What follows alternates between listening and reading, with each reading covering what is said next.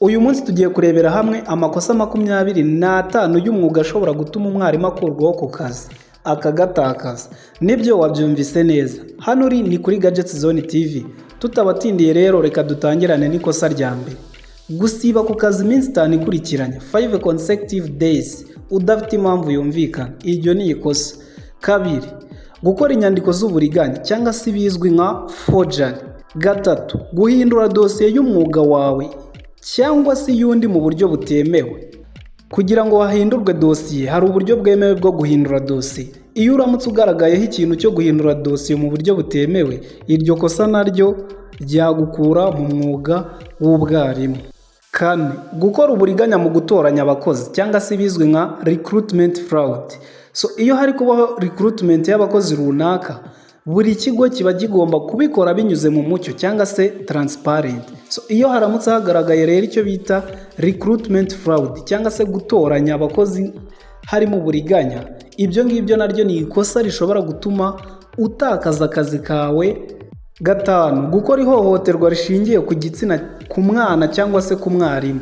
Ibyo nabyo murabizi ko leta y'u Rwanda ikomeje cyane ndetse ishira imbaraga nyinshi mu kurwanya ihohoterwa iryo ari ryo ryose, cyane cyane rishingiye ku gitsina. Icyo nacyo kiramutse kikugaragayeho uri muri niche y'uburezi, ibyo nabyo bishobora gutuma wirukanwa cyangwa se ugasezererwa ku kazi k'ubwarimu. Gatandatu, gukoresha imbaraga cyangwa se gukomeretsa umunyeshuri mu buryo bw'umubiri cyangwa se bw'imitekerereze. Karindwi, gutuma umunyeshuri agira inzara, asonza ku mpamvu z'akarengane. Murabizi ko buri munyeshuri wese afite uburenganzira bwo kurya ku ishuri. Rero iyo uramutse umwikishije inzara cyangwa se agasonza ku mpamvu z'akarengane, iryo naryo ni ikosa ryatuma usezererwa ku mwuga w'ubwarimu. 8, gufasha umunyeshuri gukopera mu bizamini, cheating. Ngira ngo benshi murabizi hariho abantu bajya batanga ibizamini runaka bakabiha abanyeshuri, urumva aho ngaho ni ugufasha umunyeshuri gukopera mu bizamini. Iyo cheating iyo iramutse ikugaragayeho iyo cheating case, nabyo bituma wirukanwa cyangwa se ugasezererwa mu mwuga w'ubwarimu. 9, kujyana umunyeshuri mu bikorwa by'ibiyobyabwenge cyangwa se inzoga. Ntabwo biba byemeye ko umwarimu cyangwa se undi muntu wese uri mu burezi atwara umunyeshuri mu bikorwa by'ibiyobyabwenge cyangwa se kunywa inzoga.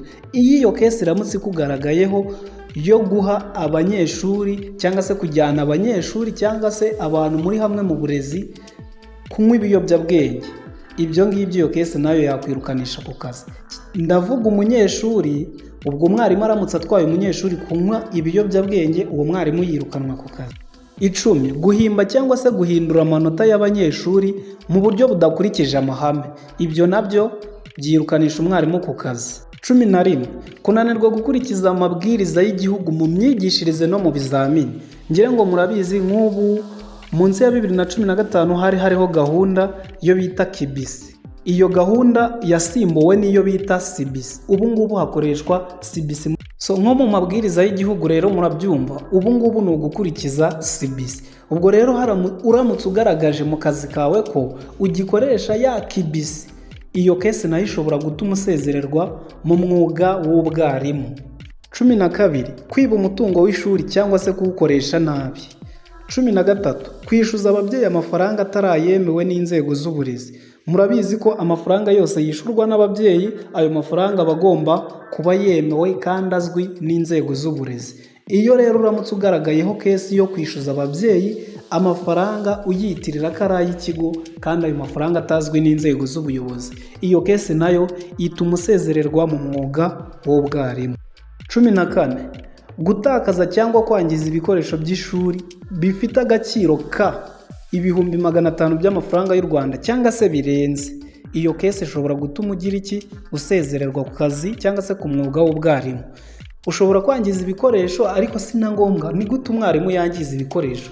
Byakubaho kubw'impanuka, ariko iyo uramutse wangije ibikoresho bifite agaciro k'amafaranga ari hejuru cyangwa se ahwanye n'500,000 by'amafaranga y'u Rwanda, icyo gihe ushobora kwirukanwa ku kazi. 15, gukora uburiganya mu nyandiko z'ingengo y'imari y'ishuri.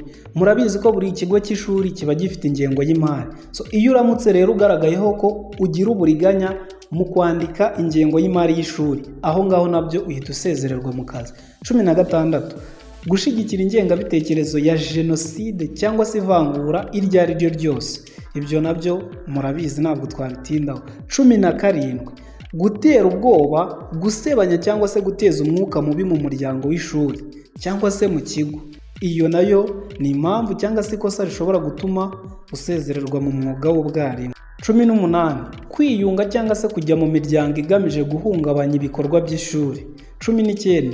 Kudahemuka ku bayobozi cyangwa se ibizwi nka insubordination, nko gukora no kuvuga amagambo y'urwango ku bayobozi. Ntabwo biba bikwiye ko habaho cyangwa se ikizwi nka sabotage, kuba wavuga nabi cyangwa se wavuga amagambo y'urwango ku bayobozi bawe b'ikigo cy'ishuri cyangwa se abayobozi abo ari bo bose. Ntabwo biba bikwiye ko bavugaho amagambo y'urwango.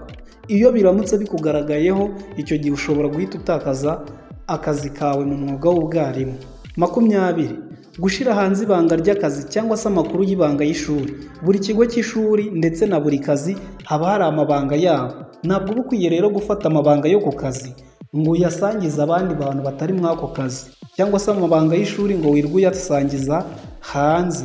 21. Kunywa inzoga mu kazi cyangwa se kugaragara wanyoye uri mu kazi.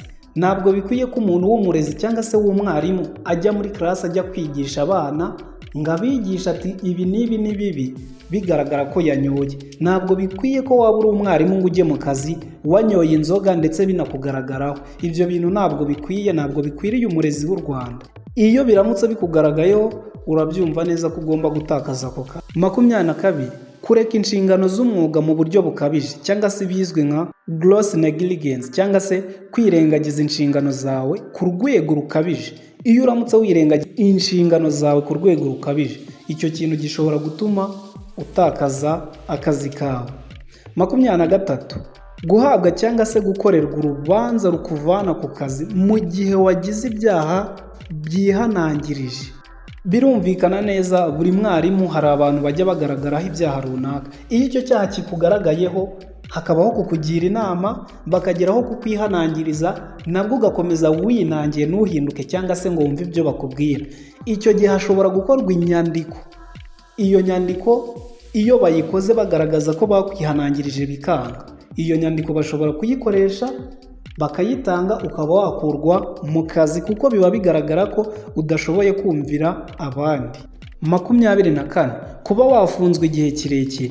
Ku muntu ufungwa igihe kirekire, ngire ngo murabizi, akenshi iyo ugejeje amezi 6 ufunzwe cyangwa se arenga, aho ngaho baba bemerewe kuba wakurwa mu kazi kuko biba bigaragara ko, urumva niba hariho ya minsi 6 ku itegeko rya mbere, murabizi ko twariribonye ko umuntu iyo aramutse asibye ku kazi iminsi 5 yikurikiranije cyangwa se 5 consecutive day, ibyo bishobora gutuma asezererwa ku kazi. Hano rero niba ufunzwe amezi 6, naho haba hari uburenganzira bw'uko wagira iki, wakurwa mu kazi. Dusigaje kubabwira ikosa rimwe rya 25. Gusa ndagira ngo niba iki kiganiro cyagufashije, mbere yuko tukubwira iryo kosa, dufashe ukande subscribe, like, share ndetse utange na comment bitewe nuko wumvishe aya makosa yose uko ari 25. Mugisangize n'abanyeshuri, nabo baba babikeneye kuko ejo bundi nibo bazavamo abarezi b'ejo hazaza. Ikosa rya 25. Ibindi bikorwa cyangwa se ibikorwa byose byangiza icyizere cy'umwuga w'uwigisha cyangwa se bitajyanye n'amahame y'umwuga wo kwigisha. Ibyo nabyo byatuma ukurwa mu mwuga w'akazi k'ubwarimu. So ngira ngo mwabyumvishe neza, mwakoze kubana natwe. Iyi yari Gadgets Zone TV, nk'ibisanzwe tuzajya tubagezaho update. So that is grateful to be with you. God bless you.